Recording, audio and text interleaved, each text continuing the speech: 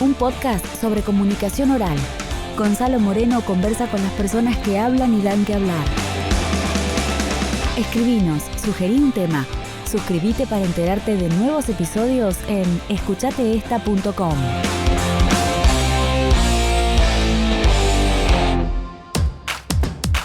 Las personas que amamos profundamente a la locución y el doblaje somos fáciles de reconocer, porque siempre estamos recordando programas de televisión, series, actores y actrices de cine, radio, locutores, locutoras, a los que fuimos conociendo desde muy chicos y que funcionaron como inspiración para nuestros primeros juegos. Ensayos que después se convirtieron en una carrera profesional y una pasión que está siempre presente. Adolfo tiene un canal de YouTube con casi 600 videos que incluyen no solo sus trabajos, sino el de muchas personas que forman y formaron parte de los medios de comunicación. Nació y creció en Almagro, a muy pocas cuadras de su casa actual, que está a 2 cuadras de la mía y que hace que lo vea muchas veces caminando por las veredas del barrio, entre los árboles que, él me dijo, aún son los mismos que estaban cuando nació. Entre todo lo que cambia en el barrio, ahí están, vitales y vigorosos los mismos árboles. Como Adolfo, un locutor comercial que fundó una manera de hacer que llega hasta hoy, un actor de doblaje inolvidable y una parte enorme de la historia de la comunicación oral en la Argentina.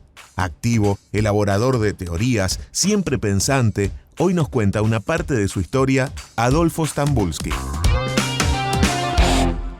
Bienvenido, qué lindo verte, gracias por tu generosidad por haber venido. Muy amable, un honor estar acá en tu estudio, Gonza, para grabar este podcast tan interesante, o por lo menos intentaremos que sea así. Vamos a ver qué sale. Con qué termina. Adolfo, ¿cuándo te recibiste vos? Yo me recibí de actor de doblaje y actor ante cámara y de radio en 1978. Luego hice el curso de locución y me recibí de locutor en 1982. Así que atravesaste muchos momentos de la industria de la locución y del doblaje. Sí, cambió todo, cambió absolutamente todo, porque cuando nosotros estudiamos en esa época, la radio era totalmente distinta, la conducta en el aire era distinta, claro. No era tan fácil entrar, la mayoría de las radios eran estatales. El doblaje era analógico. ¿Cuáles fueron para vos las transformaciones más fuertes? Mirá, las radios, que eran muchas, tenían cada uno su director artístico. Algunas radios eran privadas, otras eran radios estatales administradas por el Estado, pero comerciales que vendían sus espacios.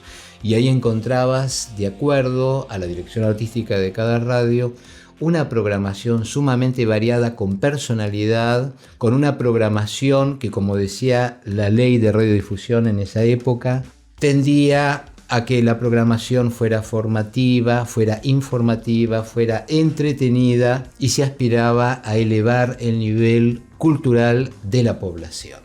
Todo eso cambió porque las radios se privatizaron, algunas dejaron de tener dueños para empezar a ser parte de empresas. En la parte de doblaje, bueno, no había muchos estudios, había uno que trabajaba mucho y por ahí algún otro que tenía trabajo de vez en cuando. El doblaje era analógico, con un formato de Umatic, pero se trabajaba en conjunto con todos los compañeros de doblaje en la escena, frente al atril, con un director o directora a tu lado dándote las marcaciones. Ese cambio tecnológico siempre se identifica como uno de los grandes cimbronazos del trabajo del doblaje. A mí me interesaba verlo desde el punto de vista artístico, ¿no? ¿Cómo sentiste vos que te cambió la forma de hacer doblaje cuando dejaste de trabajar con otros compañeros al lado y cuando el director dejó de estar dentro de la cabina? Cuando uno ve una película, el 80% está en la imagen de lo que uno ve. Y uno aporta la voz, ya ni el sincronismo, porque te lo hace directamente el editor hoy en día. Pero en esa época el trabajo era absolutamente artesanal en ese sentido. La escena la grababas junto a tus compañeros, que por ahí podía ser 1, 2, 3 o 5, depende de la escena. Y entonces entre todos espontáneamente se formaba el clima de la película, de la escena que se iba a doblar.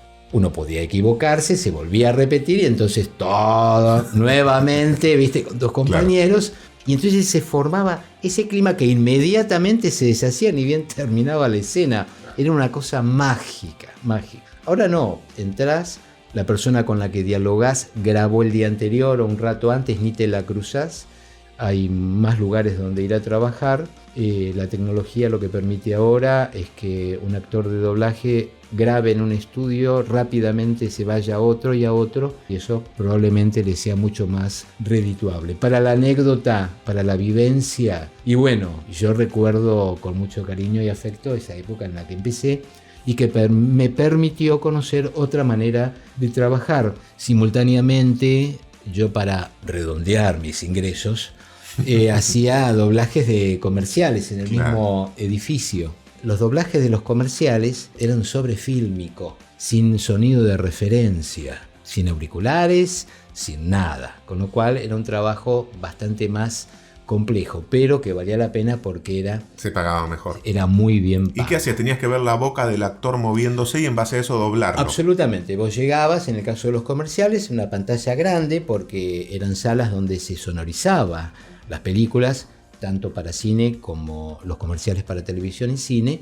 Entonces, en una pantalla más grande vos veías el comercial ya terminado sin sonido, porque en esa época no había un gran equipamiento y buen sonido de exteriores.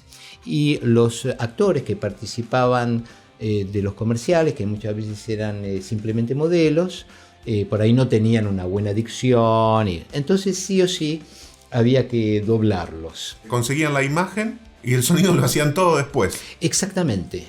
Hacían el Foley y... Sí, exactamente. A veces ni siquiera tenían un sonido de referencia.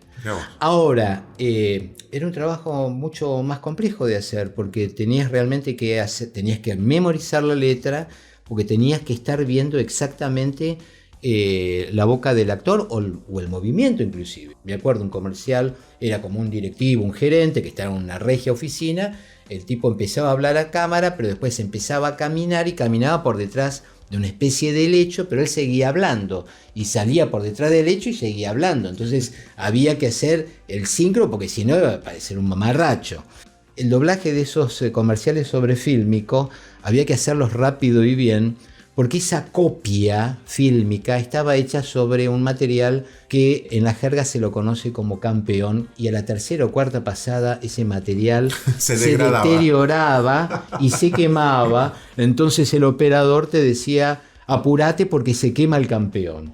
Y que se queme el campeón significaba que había que parar la grabación y que había que volver a hacer otra copia. Eso llevaba tiempo y además llevaba un costo para la productora. Ahí tenías un límite de tomas impuesto, son 4 o 4. Y tenías un límite de tomas, ¿no es cierto? Y además ahí lo que se jugaba era hacer un buen trabajo, porque si vos el trabajo lo hacías bien, estabas catalogado como alguien que laburaba bien, rápido, y por lo tanto les hacías ganar tiempo y plata a todos. Entonces te iban a tener en cuenta para el siguiente trabajo. Si vos ibas y se le quemaba un campeón y se le quemaba otro y se le quemaba otro, no me llames más a este croto porque nos hace perder tiempo y plata.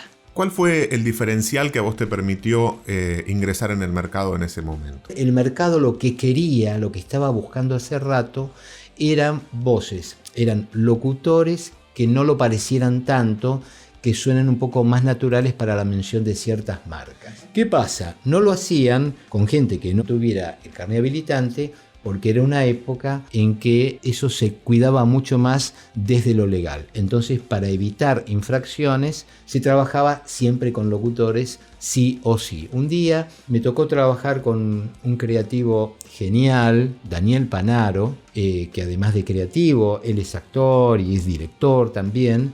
Entonces me llamó para grabar unas frases para Banelco, y quedó eso, digamos, natural, y quedó como ellos querían, y era el locutor, pero que no lo parecía tanto, y bueno, eso en la difusión lo que me trajo a mí fue una especie, digamos, de gran publicidad.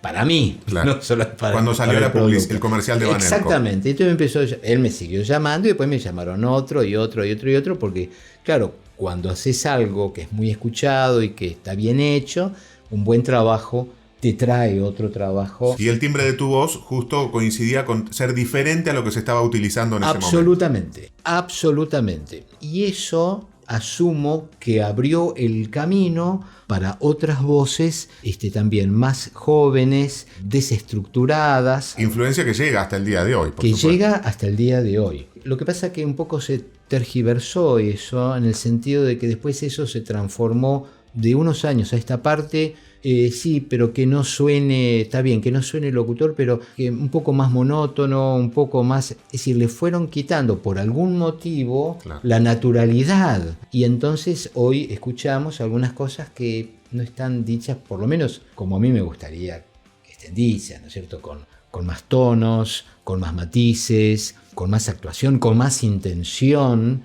Hoy yo estoy escuchando cosas que carecen de todo eso y algunos avisos que deberían tener pasión, tensión, acción. No, parecen avisos de cementerios privados. Y resulta que son productos, ¿viste?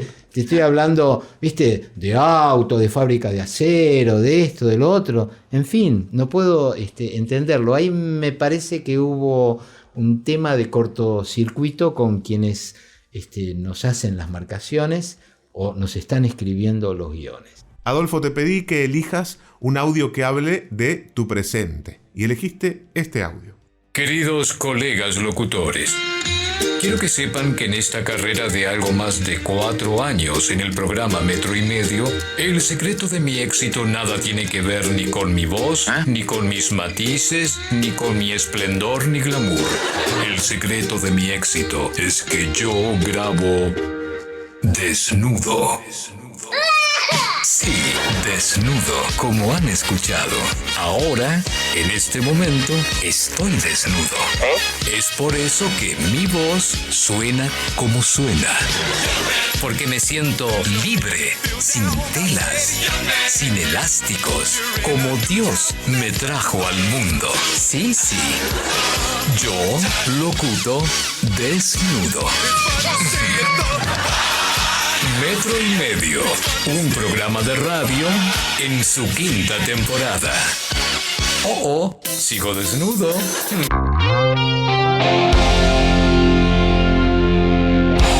Adolfo está grabando desnudo en este momento. Por supuesto, porque ese es el secreto de mi éxito. Yo me estoy tapando los ojos por respeto, pero Adolfo está completamente desnudo. Llegó Así y me dijo, es. me voy a poner cómodo, Gonza, y dejó la ropa ahí en el living de casa. Es un poco impactante, Adolfo, pero estamos bien. Podemos seguir así. Me contabas un poco de Metro y Medio.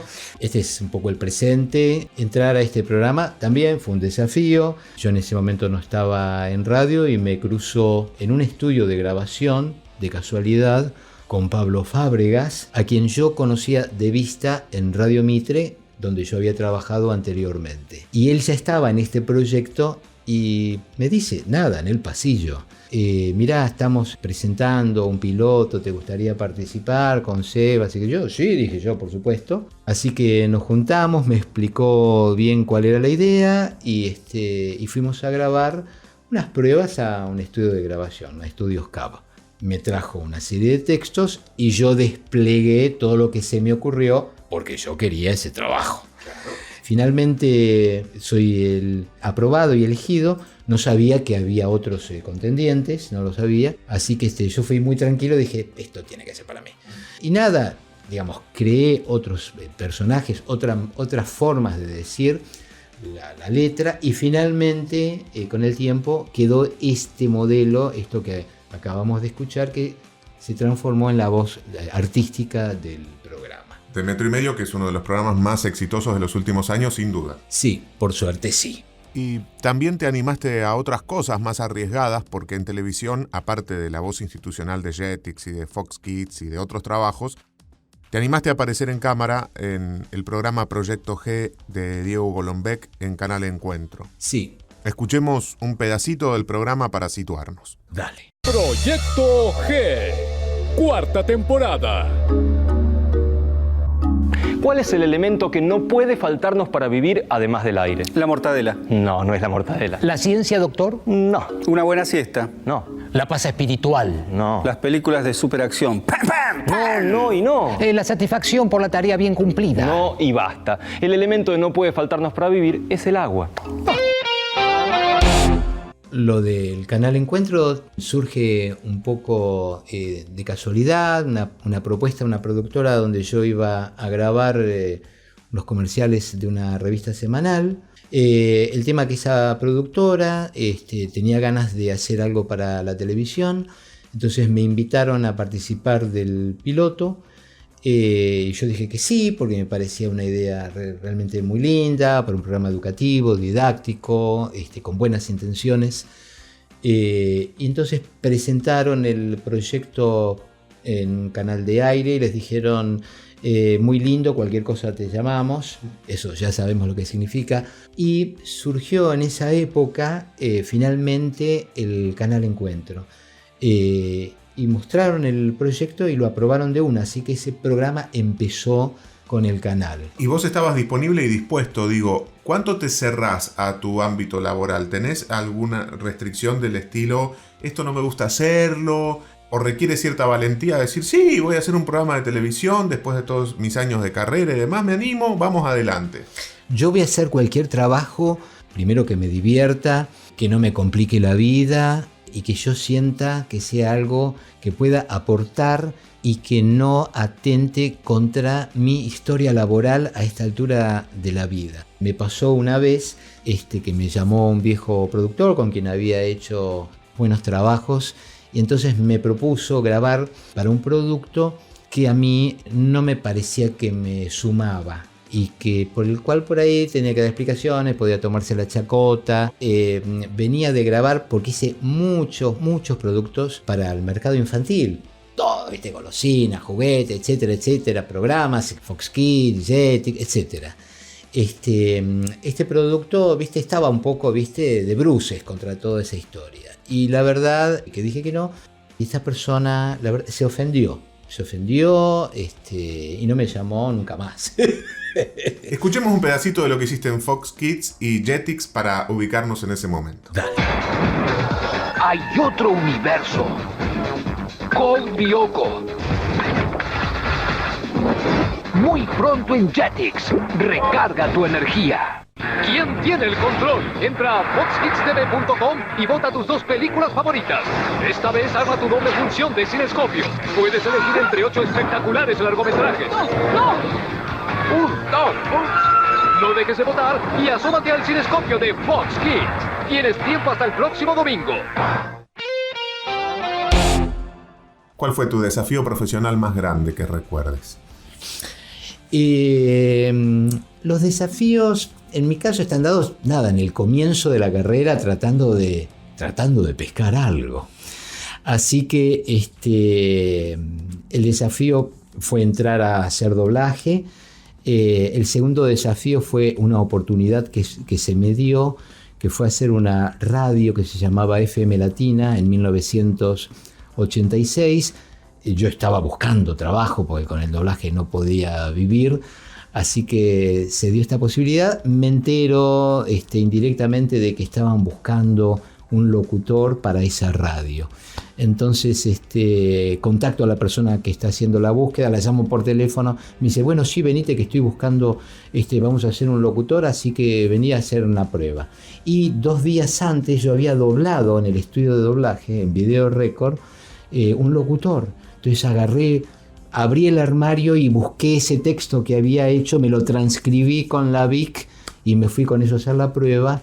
Yo tenía toda la expectativa porque necesitaba otro trabajo y tuve la suerte de que el productor me dijera sí, quedaste vos, sos vos y bueno, ya hicimos este programa en castellano neutro como si fuera un locutor de afuera y fue algo muy distinto en la radio que sonaba en esa época, en la época de las FM que estaban estaban como tematizadas. Y esta radio empezó a pasar música en castellano, música latina. Ese fue el desafío. El desafío. Claro, de sonar además distinto. Pero cada trabajo es un desafío en realidad. Adolfo, yo tengo un sponsor, que es la Sifón. Sociedad Internacional de Fonoaudiólogos.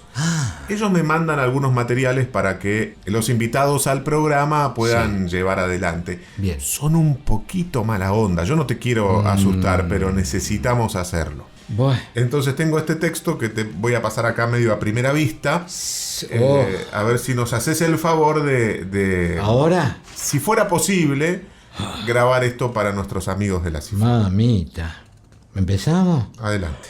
Sifón, Sociedad Internacional de Fonoaudiólogos, presenta un curso para desarrollar tus habilidades interpretativas, la simpleza de las palabras y la sencillez, porque lo bueno si breve, 2 veces bueno, el método de simpleza y brevedad. Sterni, Davenport, Danzi, Late, Respiro, Amti, Twist, Ranzer, Dojo Danter, Denti, Certifici Pertoanto. Una metodología desarrollada por el fonoaudiólogo experto en simpleza, Hans Sintri-Kirensor. Sternti, Davenport, Danzi, Lance, Respiro, Amti, Twist, Ranzer, Dojo Anter, Denti, Certifique, Pertoanto, porque hablar simple es la base de una buena comunicación. Adquíralo hoy con clave fiscal ingresando a nuestro sitio web www.sterni-del-medio, Davenport-Danzi-del-medio, Lante-del-medio, Respiro-del-medio, Hamti-del-medio, Twist R-del-medio, Rancer-del-medio, Dojo-del-medio, Danter-del-medio, Denti-del-medio, Certifi-del-medio, Perto-del-medio, Anto.com/simple.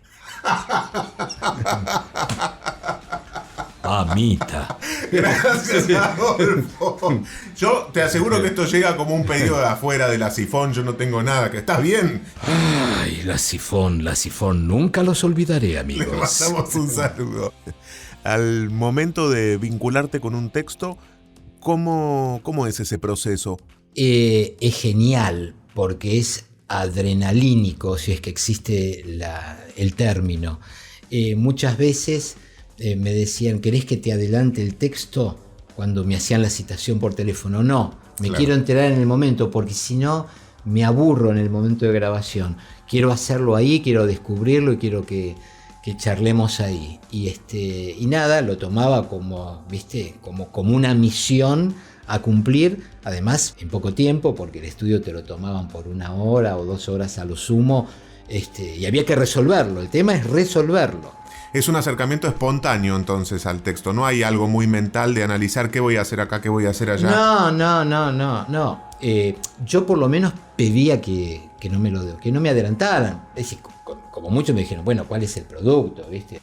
Por ahí había que componer un personaje, una situación, pero todo se resolvía en el momento. Además, a las grabaciones asistía el creativo, raramente podía venir el cliente, y entonces había un intercambio de ideas, una marcación. Siempre está la posibilidad de hacer una toma libre a pedido para no quedarse con las ganas, que nada quede en el tintero. Exactamente. Sabemos que es muy difícil mantenerse en la carrera durante tanto tiempo como hiciste vos. Sos una persona que contacta activamente gente todo el tiempo para generar trabajo, vas escuchando proyectos. ¿Cómo manejas ese aspecto de la profesión? Es un milagro lo mío. Lo que pasa es que cuando yo empecé, el trabajo era muy distinto. Había mucho trabajo. Entonces, una vez que vos entrabas en el circuito laboral, te llamaban. Simplemente era esperar el llamado telefónico. ¿Qué pasa? En esa época vos tenías 4 canales de televisión, y si tenías una buena antena o una flanera de aluminio o una papa con unas agujas de tejer adecuadas, podías ver también el canal 2 de La Plata. Pero si no, vos acá tenías 4 canales y todo lo que vos grabaras salía por esos 4 canales. Entonces, sí o sí, tu trabajo, tu doblaje o tu locución estaba a la vista. Entonces, te escuchaban y automáticamente te llamaban porque te habían escuchado al aire. Este es otro de los grandes cambios que ocurrieron. Después de esos 4 canales empezó a desarrollarse el cable, y en vez de 4 había 8, después 16, 20, y ahora hay 65 o 75, más los premium, más esto, más lo otro. Entonces, lo que vos grabás no lo ve todo el mundo. Se disuelve entre tanto, y hay comerciales que por ahí vos grabaste y no los viste nunca, porque únicamente lo pasaron en determinado horario de aquel canal que se dedica a la cocina o a la música o al deporte. Y entonces todo eso se diluye y por eso un poco se hace más difícil conseguir que tu trabajo se vea, se aprecie y por lo tanto provoque el contagio de que te vuelvan a llamar. Te pedimos que elijas un audio que hable de tu pasado y vos seleccionaste este audio de Anteojito. Lo escuchamos. A ver. Sí, chicos, Anteojito les entrega un completísimo libro de lectura y como siempre, tu mejor apoyo escolar con Anteojito, Trapito, Anteojito VIP, recortando y el tomo número 3 del diccionario enciclopédico Espasa Calpe. Anteojito, la revista infantil más completa, útil y divertida. ¿Por qué elegiste ese audio para hablar de tu pasado, Adolfo? Bueno, por el afecto y el cariño que tengo por este producto. Esta revista salió cuando yo estaba en la primaria, no sé si primer grado o primero superior, como se decía en esa época, y para los chicos de ese momento fue un acontecimiento impactante. Recuerdo los afiches anunciando la salida de la revista en la calle. Y bueno, nada, quiso el destino que después que yo me recibiera, etcétera, etcétera. Recorría los lugares para ofrecer mi trabajo y llegué a la editorial García Ferré. Ellos ya tenían a su locutor, por supuesto. En determinado momento el locutor, que era Leopoldo Costa, uno de los más importantes de la Argentina, dejó de estar vinculado a la editorial y entonces me llamaron para probar y quedé en esa prueba. Y estuve grabando con ellos como 10 años la revista, así que para mí era de mis primeros trabajos también. Uh-huh. Así que me llamaban por radiollamada. Claro, fíjate que estamos hablando del año verde, así que yo esperaba siempre con mucha ansiedad el llamado para ir a grabar los días martes la salida de la revista Anteojito del jueves. ¿La inspiración de dónde viene? Me inspira el texto, la imaginación en ese momento y bueno, y estar en el laberinto y lo tengo que resolver para poder ganarme ese trabajo, para no perderlo. Tengo que dar respuestas, no puedo decir no, esto no me sale. Si lo pienso no lo digo, pero intento y pruebo y digo, este trabajo tiene que ser mío. ¿Y sos jugado de decir, voy a hacer esto que me da un poco de vergüenza, no sé si va a quedar bien, pero allá voy? Sí, porque yo te puedo hacer, 10 maneras distintas de hacer la cosa, apostando por la que a mí me parece que va. Puedo hacer 3 o 4 para las que no apuesto, pero es para mostrar y para que vos termines de elegir la que yo quiero. Claro. ¿Cuáles son tus pasiones? Yo estoy enamorado de la profesión, realmente. A mí me gusta mucho este trabajo. Seguiría haciendo doblaje si me convocaran más seguido, porque en realidad me gusta más el doblaje que todo probablemente.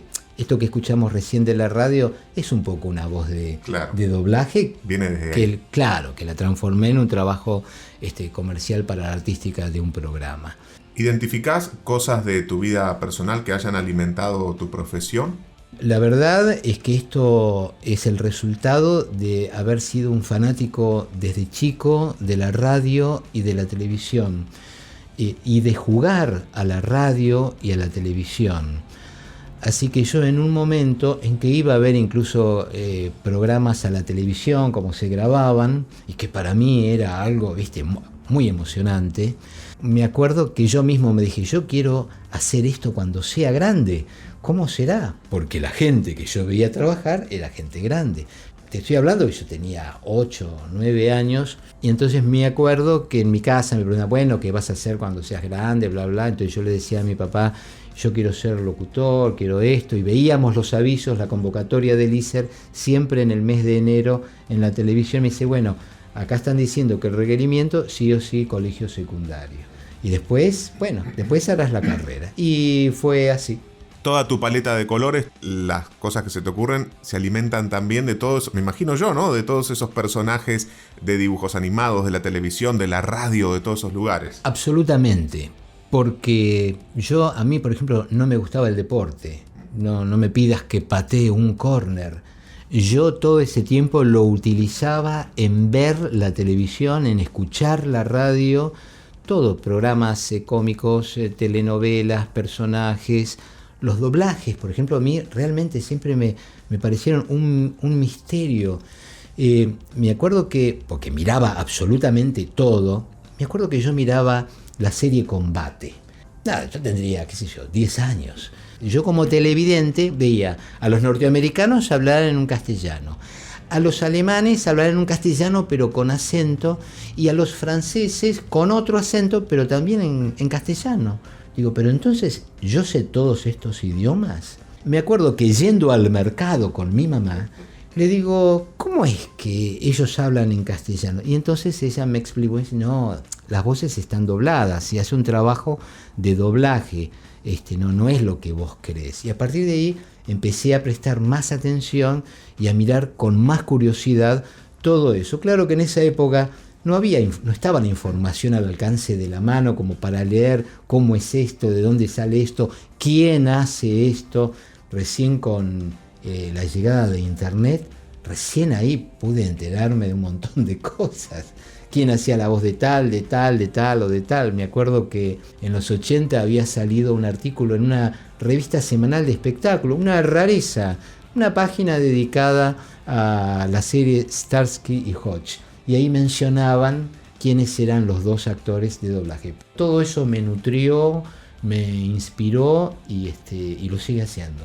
¿Ubicás gente que transformó o influyó profundamente en tu carrera profesional? Todas las voces que yo escuché en la radio, de los locutores, de Pedro Aníbal Mancilla, de Fontana, de Larrea, Fernando Bravo, Fito Salinas, Nucha Amengual, Estela Mont, podría nombrar, un montón, un montón. Los actores que interpretaban personajes desopilantes en la revista Deslocada, que escuchaba en radio, después los mismos actores viéndolos en televisión, en Telecómicos, La Tuer, todo, Pepe Biondi, ni hablar, por supuesto, todo eso fueron para mí la base de la inspiración, realmente. Un profesional que recién está empezando, acaba de egresar, ¿qué cosas le dirías que sí y qué cosas le dirías que no? Yo le diría que sí a la observación de todo lo que pueda. No alcanza hoy con ser locutor, hoy hay que ser un actor integral por cómo están dadas las cosas. Si sabe hablar bien y si sabe cantar mejor y si puede bailar mejor todavía. Claro, si puede hacer un truco de magia, todo absolutamente, todo suma. Uh-huh. Todo está cambiando mucho y demasiado rápido. No sé qué ocurrirá con el futuro de las comunicaciones. Es la gran pregunta del momento, ¿no? Es la gran pregunta, porque hace un par de semanas la televisión china mostró un conductor en cámara de un noticiero que no era tal y que era una figura holográfica generada por inteligencia artificial. Así que cuando yo iba a ver un programa de televisión había un cameraman, un director de cámaras, un asistente de cámaras, un sonidista. Vos veías ahí un montón de gente. Ahora está todo robotizado, hay una cámara dirigida desde un control central y si ahora encima empiezan con las figuras holográficas. Google presentó los otros días una voz artificial generada. O sea, no existe, no está copiada, no es una imitación, no es un loro, no señor, es una voz generada por la inteligencia artificial. Desde ese lugar preocupa, siempre va a estar por supuesto el factor humano, pero si se crea un nuevo piso, una nueva escala de gustos y qué sé yo, me preocupa. Nos preocupa. Este es un holograma de Adolfo. Una voz generada. Estoy hablando con Google. Y tenés que cumplirme una promesa que hoy me vas a contar qué quiere decir Was the Flown in West Inverno. Eso es muy simple. Bueno, pasaré a explicarlo. Eso surgió como una especie de paradigma interpretativo necesario para que todo el mundo pudiera confluir a través del razonamiento y la percepción en el significado que finalmente les traería respuesta a muchos de sus interrogantes que tienen que ver incluso con lo existencial. En definitiva, Words de Flon en West Invernon significa ni más ni menos que...